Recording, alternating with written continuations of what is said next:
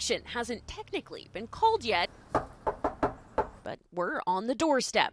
I think people here in Victoria are really wanting to see a strong response to the threats to our economy and our sovereignty, but they also want to make sure the government is tackling the housing crisis, the climate crisis, and really affordability. Given news that Prime Minister Mark Carney will ask the Governor-General to dissolve Parliament and call a federal election Sunday. I haven't been Prime Minister for a week yet, and you can see what we've done thus far. We can do even more with that strong and clear mandate to move forward for the country, for all Canadians. In his 6 days as Prime Minister, Carney has axed the divisive carbon tax, started negotiations with Europe on joining its new defense partnership, and scooped up an early warning radar system for the Arctic. He's also leading in the polls. I've never seen a bounce like that in Canadian national politics. Canada was meant to be the 51st state. Call it the Trump effect. President Donald Trump's trade war and persistent annexation threats has turned this election on its head.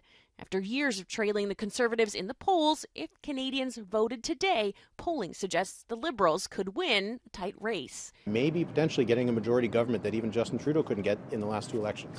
Riding the red wave is the Liberal candidate for the Victoria riding. We've seen a surge of interest in our campaign. We've seen lots of people signing up to volunteer, door knock, donate, people who are concerned and really want to ensure that our community makes the strongest decision that we can in this election. In trouble appear to be the NDP. We're not going anywhere.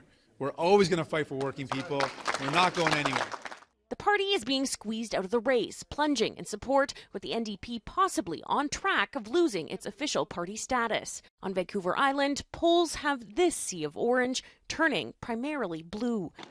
The Conservative leader, Pierre Poilievre, campaigning today in ridings that are more neck and neck. That is the lost Liberal decade of blocking, taxing, and driving away business. But he's having to walk a thin line. According to an Angus Reid poll, 1/5 of Conservatives believe Canada should become a part of the States. He's going to try to have to grow that base, and the more he tries to do that, the more he risks alienating that core MAGA support that he has.